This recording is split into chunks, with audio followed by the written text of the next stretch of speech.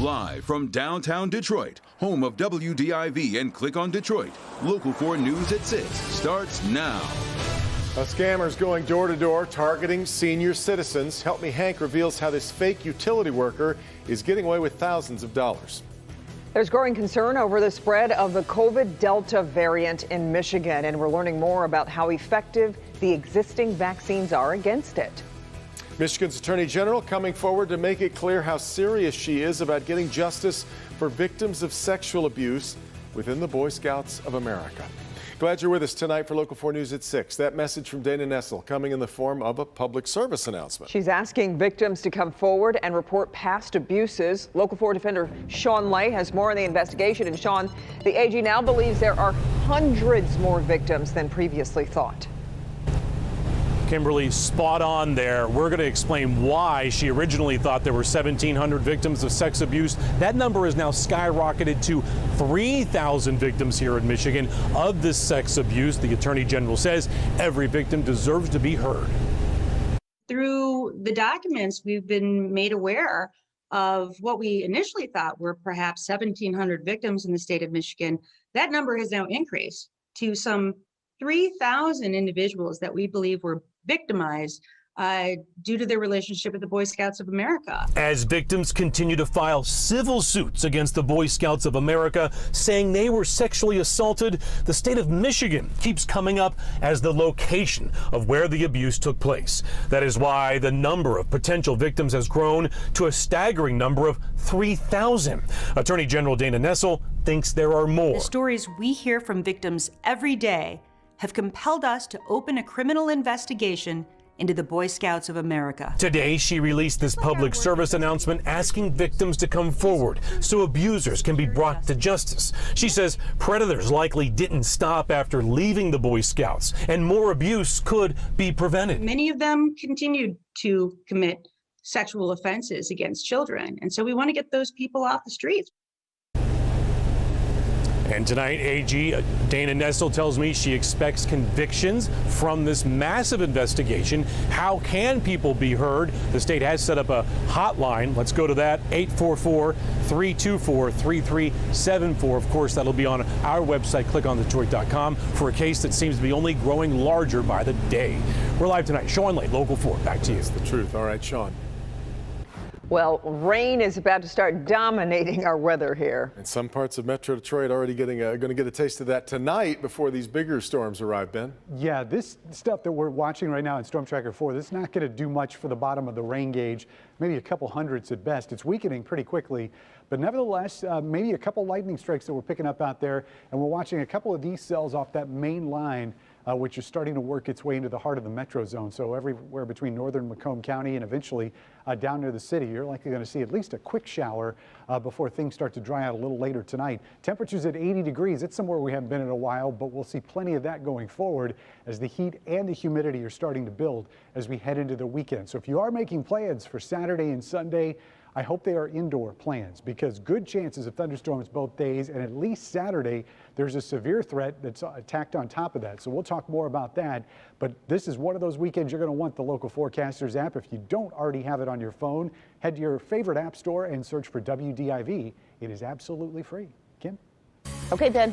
Tonight, a Help Me Hank scam alert exposes a troubling crime trend in one suburban community. A man posing as a DTE employee and also as a general contractor ripping off the elderly, and police want you to be on high alert. Consumer investigator Hank Winchester is live with important information that everybody needs to know, Hank.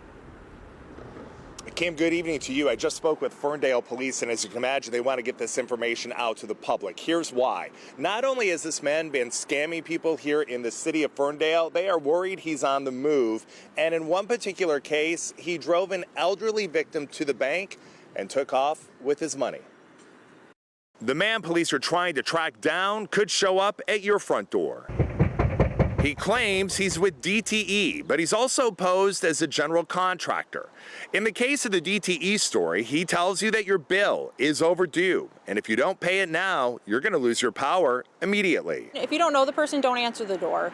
It's not common for utility workers to go solicit door to door. DTE does not demand in-person cash payments, and scams like this one have been a problem for years. It's why I previously teamed up with DTE and Ferndale Police. I was posing as a utility worker, and I was surprised to see how many people allowed me in their homes, no questions asked. Is that something we could just take a quick look at? Yeah. All right, thanks, man. It's important to remember to always ask for identification, and if you have questions, call the utility company directly. In another instance, this man approached an elderly man in Ferndale and offered to repair his front porch, but he demanded $1,000 right away. He drove this man to a local bank. When he got the cash, he vanished. Do your homework, ask for references, ask for a business card, never commit to something on the first meeting, request a follow-up. Anybody asking for cash on the spot is absolute red flag. The suspect is described as a white male between 30 and 40 years old. He's known to drive an older model white truck. He poses as a utility worker or a general contractor, and he most recently has been targeting the elderly in Ferndale. Again, this is not how DTE or any reputable utility company does business, by making a threat that you have to hand over cash or your power is going to be turned off. If something just doesn't feel right or you have questions about your bill, you should contact the utility company directly yourself. We're live here tonight in Ferndale. Hank Winchester, help me, Hank. That's right. You got to be so careful. Hank, we appreciate the heads up on that. Michigan reporting 153 new cases of the coronavirus over the past 24 hours, down about 20 from yesterday, but we have lost another 28 lives to the virus. There are now 32 cases of the Delta variant across 8 counties, up from 25 in 5 counties that we saw earlier this week. Certainly feels like Michigan is rapidly moving past the pandemic, but health experts are quick to say not so fast. There is growing concern about this Delta variant and the newly identified Delta Plus variant. Dr. Frank McGeorge here with more on what we're learning about this new threat. Doc? Yeah, Devin, we've seen again and again in the past year how quickly things can change with COVID-19. The Delta variant has the potential to cause major setbacks. And with so many Michiganders still unvaccinated and all of the children under age 12 still at risk, it's important that everyone understands this isn't over yet. The Delta variant is spreading, the more contagious and severe strain now detected in 49 states and accounting for 20% of all new infections. This is the most transmissible of all the variants that we've seen, and we saw what happened in the UK where it overtook the entire nation, so I'm worried that's going to happen in the U.S. The latest research suggests 2 doses of Pfizer and Moderna's vaccine are about 88% effective against the variant. Johnson & Johnson's estimated to be around 60% effective, but will likely still offer good protection against serious illness. If you've been vaccinated with J&J, you should still feel very confident that if you get infected, you're not going to get particularly sick or die. Still, infectious disease experts are considering the potential benefits of giving a Pfizer or Moderna booster dose to those who received J&J. No decision has been made yet. There is more and more data coming in that mixing and matching may actually end up being pretty useful. The Delta variant itself is still changing. India has identified 40 cases of Delta Plus, a version of the variant with another mutation. Experts believe that mutation could make it still more contagious, able to hold more tightly to receptors in the lungs and potentially less responsive to monoclonal antibodies. Now, the vast majority of COVID deaths in the U.S. right now are in unvaccinated people. That means most of these deaths were likely preventable. The best way to reduce the risk for everyone and to stop the spread of the variants is, frankly, just to get vaccinated. Still figuring our way forward for children, Doc. So is there any sign that the Delta variant is a bigger risk to them? Well, Devin, there's no evidence that kids are more susceptible to it, but because it is more transmissible, they are more likely to be infected if they're exposed. Yeah. This virus basically just looks for the opportunity to spread, and children too young to be vaccinated are among those that's still at risk. Yeah. A part of why it's so important for everybody else to be vaccinated so that we're not infecting children. Yeah, all right, Doc. Right.